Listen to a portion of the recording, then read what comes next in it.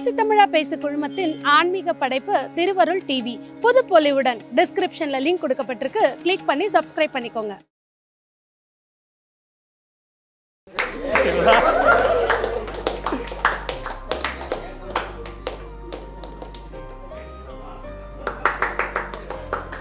எல்லாத்துலேயும் வெற்றி பெறுவதற்கு வாழ்த்துக்கள்.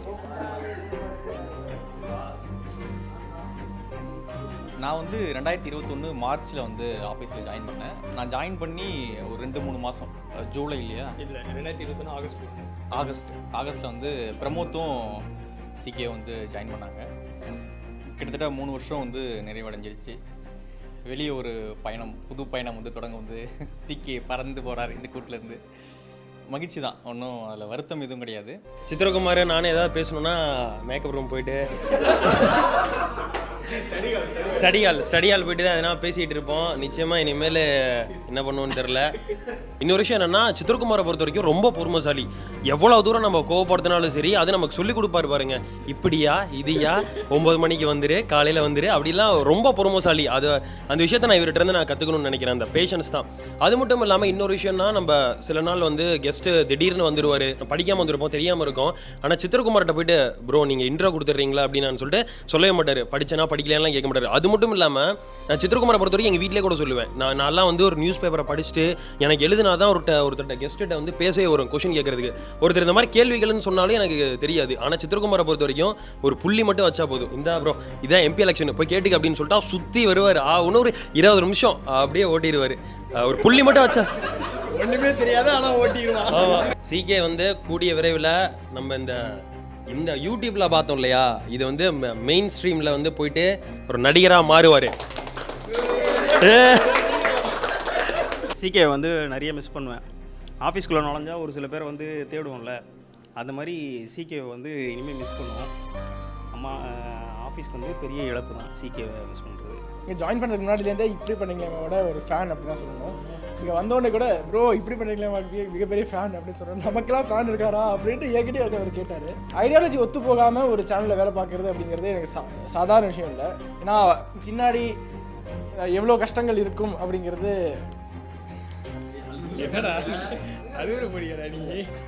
ரொம்ப மிஸ் பண்ணுவோம். அப்புறமா சித்திரகுமாரை பொறுத்த வரைக்கும் எங்கே போனாலுமே பேசுனா ஒர்க் பண்ணுறேன்னு சொன்னால் கூட அந்த 2 தம்பிங்க பண்ணுவாங்கல்ல, ரொம்ப நல்லா பண்ணுறாங்க, கேட்டதா சொல்லுப்பா அப்படின்னு ஒரு கல்ட் ஆடியன்ஸை பில்ட் பண்ணி வச்சுருக்காங்க. அதுதான் உண்மை. நேற்று யூகேலேருந்து கூப்பிட்டு ஒருத்தர் எங்களோட ஷோவில் டிபி கேட்டார், உங்களுக்கு ரொம்ப பிடிச்ச ஆங்கர் யார் சார்? நீங்கள் தப்பாக நினச்சிக்காதீங்க, எனக்கு சித்திரகுமார் தான் பிடிக்கும், ஆனால் நீங்கள் தப்பாக நினச்சிக்காதீங்க அப்படின்ட்டு சொல்லியிருந்தாங்க. இவங்களோட அருமை இவங்களுக்கே தெரியல அப்படின்னு தான் உண்மை. உண்மையிலே இவங்க they are under estimating themselves. அதாவது அவங்களுக்கு ரீச் இல்லை, 12,000 வியூஸ் தான் போகுது, 20,000 வியூஸ் தான் போகுதுனாலும் அந்த 20,000 ஆடியன்ஸும் ஒரு கல்ட் ஆடியன்ஸாக, ஒரு ஃபேன் ஃபாலோவிங்காக பில்ட் இருந்தாங்க. ஒரு 3 வருஷத்தில் ட்ரெமெண்டஸ் க்ரோத் காட்டியிருக்காரு. அடுத்து மெயின் ஸ்க்ரீனில் பிக் ஸ்க்ரீனில் ஒரு க்ரோத் காட்டுவார் அப்படின்னு நம்புகிறோம். நல்லா பர்ஃபார்ம் பண்ணுறாரு. நம்ம ஸ்கிட்டெல்லாம் யோசிப்போம், ப்ளே பண்ணுவோம்ல, அதெல்லாம் உடனே புரிஞ்சுக்கிட்டு நல்லா பர்ஃபார்ம் பண்ணுறவங்க ஃபைனஸ்ட் ஆர்டிஸ்ட். வாழ்க்கையில் முன்னேறதுக்கான விஷயமும் சொன்னார். ஆனால் அப்போ வந்து எல்லோ பெஞ்சில் இருந்தார். எல்லோ பெஞ்சில் இருக்கும்போது இப்படி பண்ணுறீங்களா ஷோ மட்டும் ஒரு மணி நேரம் வருவார், 5 மணிக்கு வருவார். அப்போ இவர் தான் வந்து எங்கிட்ட நல்லா பேசின ஒரு ஆள். ஸ்டார்டிங்கில் ஒரு க்ளோஸான ஒரு ஆள். இப்போ அவர் வந்து போகிறாரு, வீட்டுக்கு போகிறாரு. வீட்டுக்கு கொண்டு போய் மீன் குழம்புலாம் வாங்கி தந்தார். அதெல்லாம் மறக்க முடியாது. சமைச்சு கொடுத்தாங்க அவங்க அம்மா. அதெல்லாம் ஒரு நல்ல ஒரு மெமரிஸ். மிஸ் பண்ணுறேன். ரொம்ப சீக்கிரம் ப்ரோ மிஸ் பண்ணுவேன். கரெக்டாக 5 o'clock ஆனவொடனே எடிட் பண்ணிட்டுருப்பேன். சாம் வாடா அப்படின்னு கூப்பிட்டு போயிட்டு ஸ்நாக்ஸ் எனக்கு மட்டும் தருவார். ஸ்நாக்ஸ், மிக்சர், சாக்லேட்டு எல்லாமே எனக்கு கரெக்டாக தந்துகிட்டே இருப்பார். அந்தமாரி ஒரு பாண்டிங்கில் இருந்தோம். இப்போ வந்து திடீர்னுட்டு போகிறன்னும் போது அது ஒரு கஷ்டமாக இருக்குது. எல்லாருக்குமே தெரியும். ஏன்னா ஒர்க்கு எப்படி வாங்கணும் அப்படின்றது சிகே கிட்ட கற்றுக்கலாம் அப்படின்னு சொல்லலாம். எடிட் எப்படி வேணும், எந்த மாதிரி வேணும், எந்த டைமில் வேணும், நம்ம ஒரு விஷயம் சொன்னால் அதை கரெக்டாக புரிஞ்சுட்டு பண்ணக்கூடிய ஒரு அண்ணன். வந்த புதுசுலேயே வந்து 3ஆவது நாளே ட்விட்டர் ஸ்டார்ட் பண்ணிட்டேன். ட்விட்டர் எடிட் பண்ணுறதுக்கு ஸ்டார்ட் பண்ணிட்டேன். நைட்டு 9-10 மணிக்கெலாம் உட்காந்துருக்கும் போது ஜாலியாக நானும் பிரபுண்ணேன், சிகே அண்ணன், விக்ரம் ப்ரோ இருப்பார். அப்போது ஜாலியாக பாட்டு பாடிட்டு ஃபுல்லாக நைட்டு ஒரு 10 மணி வரைக்கும் ஒரே ஃபன்னாக இருக்கும். அதுக்கப்புறம் எடிட்டிங்லேருந்து வந்ததுக்கப்புறம் அந்த ஒரு ஃபன் மட்டும் ரொம்ப மிஸ் பண்ணிட்டே இருந்தேன். So CK miss you. ரொம்ப க்ளோஸ் ஆகிட்டார். நான் போகிறதுக்கு ஒரு 2 மாதத்துக்கு முன்னாடி எல்லாமே வந்து அந்த பாண்டே நல்லா இருந்தது. அந்த 2 மாதம் நான் எப்போ வரேன் எப்போ போகிறேன்லாம் தெரியாது. ஆனால் இங்கே தான் இருப்பேன், எப்போவுமே இங்கே தான் இருப்பேன். இங்கே தான் இருப்பேன் நான். ஆக்சுவலாக இப்போ கூட நான் கொஞ்சம் மென்டலி சில டிஸ்டர்பில் இருந்தேன். நான் இங்கே வந்து ரீசன் இவங்க எல்லோரும் இருக்காங்க, நல்லா ஜாலியாக இருக்கலாம், எந்த டிஸ்டர்பன்ஸ் எல்லாம் வேலை செய்யலாம் மென்டலி நான் ஃப்ரீயாக இருப்பேன் அப்படின்னு தான் வந்தேன். பட் ஆனால் இவர் போகிறது மறுபடியும் அந்த மாதிரி தான் இருக்குது. நான் இங்கே வந்து கொஞ்ச நாள் அண்ணன் எனக்கு க்ளோஸ் ஆகிட்டாரு. அதே மாதிரி தான் ஸ்நாக்ஸ் தருவார், ஜாலியாக இருப்பார். மதியம் சாப்பாடு வந்து வெஜ்ஜு அன்றைக்கி ஒரு அன்றைக்கி மீன் குழம்பு வாங்கிட்டு வந்து கொடுப்பாரு. சரி, இப்படி உணவில் வந்து நான் அண்ணனும் கொஞ்சம் ஒன்றிட்டோம். அது போக போக என்னாச்சுன்னா ஆஃபீஸ் முடிஞ்சு எல்லாம் கிளம்பிடுவாங்க. நான், இவர், பிரபு ப்ரோ, டேமு, இவங்க இங்கே ஒரு 6 பேர் தான் இருப்போம் ஆஃபீஸில். இரவு உணவு அது போயிடும். அது இல்லாமல் ஃபன்னாக இருக்கும். ஜாலியாக கலாச்சிக்கிட்டு பாட்டு பாடிக்கிட்டு ஒரு எப்படி சொல்கிறது, இந்த மாதிரி நான் ஒரு ஆஃபீஸ் எங்கேயும் வேலையே செஞ்சதில்லை. அந்த அளவுக்கு ஒரு ஹாப்பியாக இருந்துச்சு. இங்கே இருந்து நான் போகணுன்னு முடிவு எடுத்தும் போது வேணான்னு நினச்சது ஒரு காரணம் அண்ணனும் இங்கே இருக்கார். சரி, சீக்கிரம் விட்டு நம்ம எப்படி போகிறது அப்படின்ற ஒரு ரீசனும் இருக்குது. அண்ணன் வந்து எனக்கு ரொம்ப எப்படி சொல்கிறது, பாண்டிங் அதெல்லாம் எப்படின்னு தெரியல. ஆனால் அண்ணன் கடைசி வரைக்கும் நான் அண்ணன் கூட இருக்கணும்னு ஆசைப்பட்றேன். நான் ஃபஸ்ட்டு வந்தோடனே சில பேர் கூட கனெக்ட் ஆகிறேன். அந்த ஒரு பர்சன் வந்துட்டு சித்ரகுமாரும். மேபி சவுத் தமிழ்நாடு அந்த பாண்ட் இருக்குன்னு தெரில. நான் பார்த்ததுலேயே பசங்களில் வந்துட்டு ஒரு ப்ரொக்ரெசிவாக ஃபார்வர்ட் திங்கிங் இருக்குது அப்படின்றது ரொம்ப கம்மி. சித்ரகுமாரும் அதில் ஒருத்தர். இல்லை இன்னும் அவர் இருந்ததான் வந்துட்டு ரொம்ப நல்ல ஃப்ரெண்ட்ஸாக இருந்திருப்போம் அப்படின்னு நினைக்கிறேன். So all the best. CK ப்ரோவை பற்றி சொல்லணும்னா அவர் ஒரு அமைதியான ஆள். அவர் இருக்கிறதே தெரியாது. அவர் பாட்டுக்கு எப்பயாவது எனக்கு தெரிஞ்சு ரொம்ப மிஸ் பண்ணுவேன். அண்ணனுக்கு கூப்பிட்றதுக்கு ஆள் இல்லை. விக்கேனா நல்லா எப்போ பார்த்தாலும் கூப்பிடுவார். வேறு யாரும் அந்த மாதிரி கூப்பிட மாட்டாங்க. ஃபஸ்ட்டு நான் அந்த ஆஃபீஸுக்கு இன்டர்வியூக்கு வர்றதுக்கு முன்னாடி நிறைய வீடியோஸ் பார்த்ததுன்னா இவங்க 2 பேரும் பேசுவாங்கல்ல, அந்த வீடியோஸ் தான் நிறைய பார்த்தேன். அதுக்கப்புறம் இங்கே இன்டர்வியூக்கு வர்றதுக்கு முன்னாடி இவங்களோட இன்டர்வியூலாம் பார்த்து ப்ரிப்பேர் பண்ணிட்டு வந்தேன். ஸோ இங்கே வந்ததுக்கப்புறம் தான் ப்ரோ கூட வந்து கொஞ்சம் என்ன சொல்கிறது, நெருங்கி பழக வாய்ப்பு கிடச்சிது. ரொம்ப நாள் பழகினாலுமே அவங்க சொன்ன மாதிரி நல்ல ஒரு முற்போக்கு சிந்தனையாளர். So miss you bro, miss you. Thank you. இது ஒரு எமோஷனலான மூமெண்ட் தான் கண்டிப்பாக. அதில் எதுவுமே மாற்றுக்கிறது இல்லை. ஏன்னா நம்ம ஒரு ஆஃபீஸ்னு ஒன்று பண்ணும்போது அதில் நமக்கே தெரியும், கண்டிப்பாக நம்ம யாருமே இங்கே வந்து அப்படியே பர்மனெண்ட்டாக அவங்க லைஃப் முழுக்க இங்கேயே இருக்க முடியாது. எல்லாருக்குமே ஒரு ட்ரீம்ஸ் இருக்குது, ஒரு பேஷன் இருக்குது, அதை நோக்கி போகணும். அதுக்காக தான் இது முதல்ல இந்த ஊருக்கே வந்திருக்கோம்ல. பல பேர் இங்கே வந்து வெளியூர்கள்லேருந்து நம்ம ஊரை விட்டு, உறவுகளை விட்டு இங்கே வர்றதே வந்து ஏதோ ஒரு கனவை தேடி தான் வரும். ஸோ அப்போ அந்த கனவுகளை அடையிற பாதையில் அங்கங்கே நமக்கு ஒரு பஸ் ஸ்டாப் மாதிரி கொஞ்சம் நேரம் ஒரு இலைப்பாடுறதுக்கு ஒரு நேரம், ஒரு இடம் வேணும்ல. ஸோ அந்த ட்ராவல் வந்து ஒரு பெரிய ஜேர்னி. ஸோ அப்படி ஒரு ஸ்டாப் தான் இந்த பேசு தமிழா பேசுன்னு நான் ரொம்ப நம்புவேன். ஏன்னா நான் பசங்ககிட்டே சொல்கிறது தான், இங்கேருந்து நீங்கள் வெளியில் போகிறீங்கன்னா ஒரு 2000 ரூபாய் சம்பளத்துக்காக 3000 ரூபாய் சம்பளம் கூட கிடைக்குது, இதுக்காக போகாதீங்கடா. நான் இதான் ஒவ்வொரு ஃபேர்வெல்லையுமே சொல்லுவேன், அதுக்காக போகாத. அன்லெஸ் அன்டில் உன்னுடைய எக்ஸ்பெக்டேஷனை இல்லை உன்னுடைய தேவையை என்னால் பூர்த்தி பண்ணவே முடியலைன்னா மட்டும்தான் இந்த டீமை விட்டு நீ வெளியில் போகணுமே தவிர, மற்றபடி ஓகே உனக்கு இவ்வளோ டிமாண்ட் இருக்கா, என்னால் இவ்வளோ பண்ண முடியும்டா, நம்ம 2 பேரும் இந்த இதுக்குள்ளாரையே கொஞ்சம் அப்படி இடிச்சு பிடிச்சிட்டு இருந்துடலாமான்னா இருந்துடலாம். அதை மீறி நீ போனேன்னா அது உன்னோட பேஷனுக்காக மட்டும்தான் போகணும் அப்படிங்கிறத நான் பசங்ககிட்ட எப்போதுமே சொல்லுவேன். இது ரொம்ப நாளாக இங்கே ட்ராவல் பண்ணுறவங்களுக்கு தெரியும். ஸோ அதே தான் நான் சித்ரகுமாருக்கும் அடிக்கடி சொல்லியிருக்கேன். என்னென்னா அவனுக்கு வந்து சினிமா, ஒரு பிக் ஸ்க்ரீனில் வரணும் அப்படின்லாம் அவனுக்கு நிறைய ஆசை உண்டு. ஸோ அஃப்கோர்ஸ் அதே மாதிரியான ஒரு ட்ரீமில் வேறு ஒரு டைம் பீரியடில் ட்ராவல் பண்ணிவிட்டு ஸோ வேறு சில கமிட்மெண்ட்ஸ்னால இப்போ அது எல்லாத்தையும் ஒதுக்கி வச்சுட்டு இருக்கிறதுனால எனக்கு அவனோட தேடல் என்னன்னு தெரியும். பட் இந்த டைமில் அது வரும்பொழுது அதை என்னால் முதல்ல ஃபஸ்ட்டு ஃபேஸ் பண்ண முடியல. சம்டைம்ஸ் வந்து நம்ம டக்குன்னு நம்ம எதிர்பார்க்காத ஒரு முடிவு நம்மளை நோக்கி வரும்போது நம்ம யோசிக்க கூட மாட்டோம். சரி ஓகே பண்ணிவிடு அப்படின்றோம். ஒரு பிரேக்கப் மாதிரி தான் வச்சுக்கோங்க. டக்குன்னு வந்து நம்ம லவ் பண்ணுற பொண்ணு வந்து நான் உன்னை விட்டுட்டு போகிறேன்னா இருக்கிற டென்ஷனில் நம்ம யோசிக்காமல் டப்புன்னு நான் சொல்கிறேன் சரி போயிடு அப்படின்றோம்ல. அந்த மாதிரி தான் வந்து சொன்னான், நான் போகிறேனே அப்படின்னா நான் போடா அப்படின்ட்டேன். அப்புறம் நான் யோசிச்சு பார்த்தேன், இவன் இல்லைன்னா என்ன பண்ணுவோம். ஏன்னா எனக்கு அதிகபட்சம் நான் இந்த ஆஃபீஸில் நான் சொன்ன 2 பேர் வந்து மகாபிரபு, சித்ரகுமார். ஸோ அந்த 2 பேர் இல்லாமல் 2 பேரும் எனக்கு 2 கண்ணு மாதிரி. ஸோ தம்பிங்க இல்லாமல் எப்படி இருக்கும் இந்த ஆஃபீஸ் அப்படிங்கிறது எனக்கு தெரியல.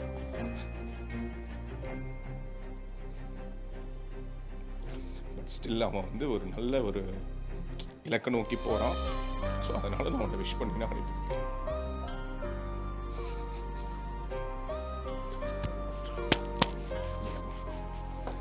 பெரிய இடத்துக்கு நீ வரணும் சரியா. ஸோ இலக்கு வந்து எனக்கு தெரியும். ஸோ சில்வர் ஸ்க்ரீனில் உனக்கு அந்த ஸ்பேஸ் கண்டிப்பாக அமையும். ஸோ அந்த மாதிரியான ஒரு செலிப்ரேஷனில் தான் நாங்கள் அடுத்து பார்க்கணும் சரியா. All the best.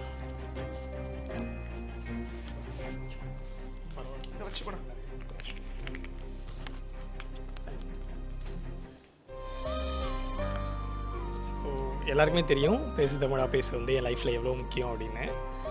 நான் இப்போ டைமும் இல்லை, அதனால் நான் ரொம்ப ஷார்ட்டாக சொல்லணுன்னா எப்படின்னா, கிட்டத்தட்ட ஒரு 1.5 வருஷம் நான் வந்து ஒழுங்காக தூங்கலை. இங்கே ஜாயின் பண்ணுறதுக்கு முன்னாடி ஒரு 1.5 வருஷம் நான் தொலைச்ச தூக்கம்.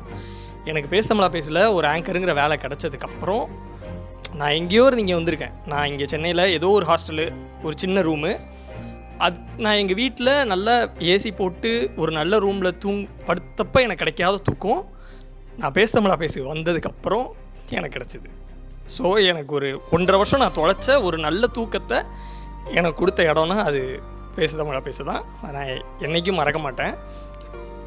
இப்போ நான் சொல்லிட்டேன், ஆனால் நான் அந்த மாதிரி போகிறேன்னு, நான் வேறு எதுவும் ஒன்று பண்ண போகிறேன், நான் போகிறேன்னு சொல்லிட்டேன். அண்ணனும் சரிப்பா நீ போ அப்படின்ட்டாரு. இந்த லாஸ்ட் 1 வீக் வந்து எனக்கு ரொம்ப ஒரு மாதிரி இருந்துச்சு. போகிறோம் சரி ஓகே அப்படின்னு. அதுலேயும் நேற்று யாருக்குமே தெரியாது. நேற்று வந்து லாஸ்ட்டு நான், துர்கபிரசாத், மகாபிரபு, கிரண், நாங்கள் 4 பேரும் வந்து பேசிகிட்டு இருந்தோம். பேசி பயங்கரமாக சிரிச்சிட்டு இருந்தோம். ஸோ ரொம்ப சிரித்து ஒரு இடத்துல முடிச்சிட்டோம். துர்கபிரசாத் கிளம்பிட்டான், கிரண் போயிட்டான், எல்லோரும் கிளம்பும்போது எனக்கு ரொம்ப ஒரு மாதிரி ஆயிடுச்சு.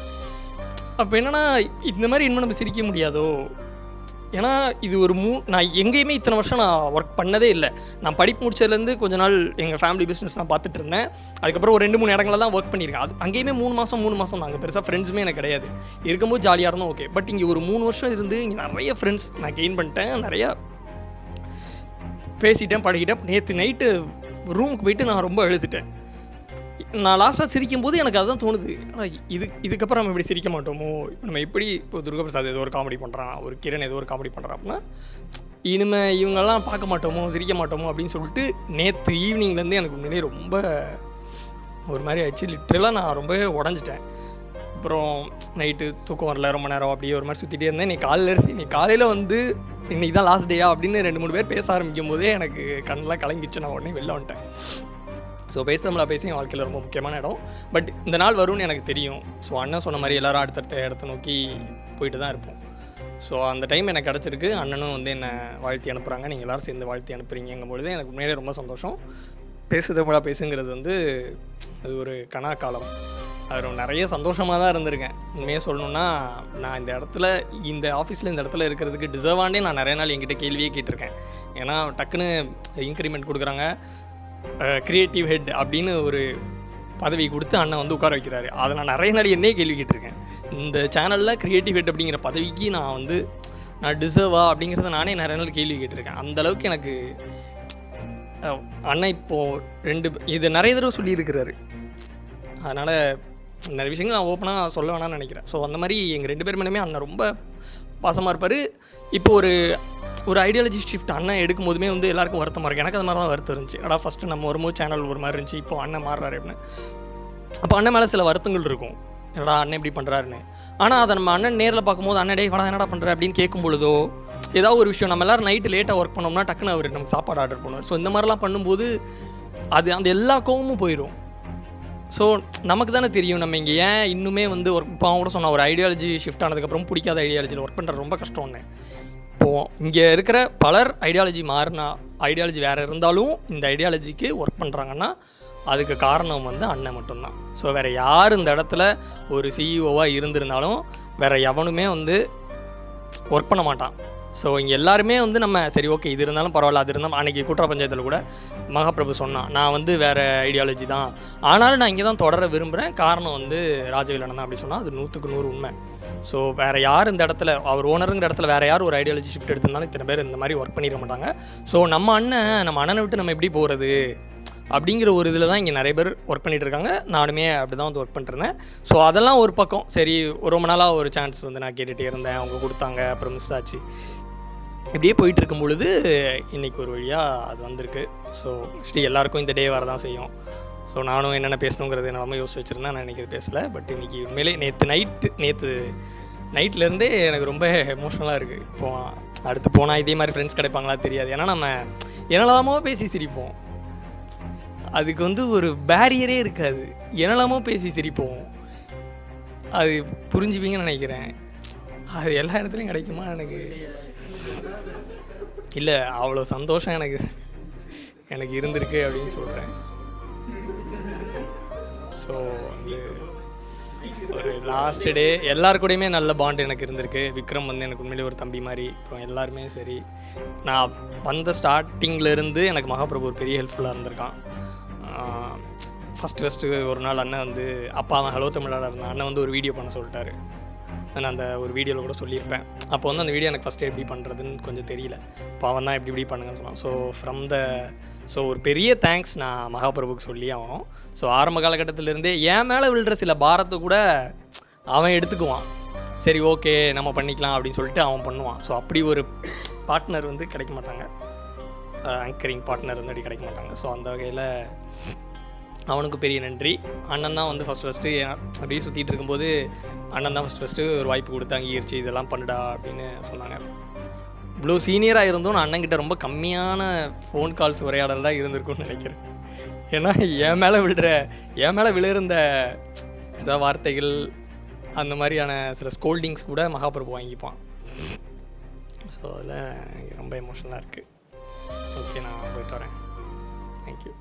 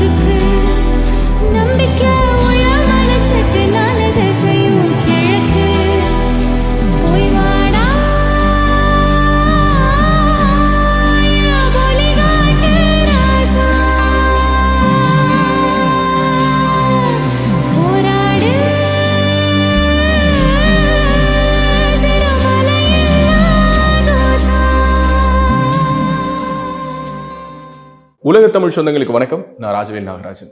பேசு தமிழா பேசு வலையொலியுடைய வளர்ச்சிக்கு நீங்களும் உறுதுணையாக இருக்கணும்னு நினச்சிங்கன்னா இந்த வீடியோடைய டிஸ்கிரிப்ஷனில் இருக்கக்கூடிய ரேசர் பே லிங்கை கிளிக் பண்ணுங்கள். அந்த லிங்க்கில் போயிட்டு உங்களுக்கு விருப்பமான தொகையை பேசு தமிழா பேசுவனுடைய வளர்ச்சிக்கு உங்களுடைய பங்களிப்பாக நீங்கள் கொடுக்கலாம். நன்றி, வணக்கம்.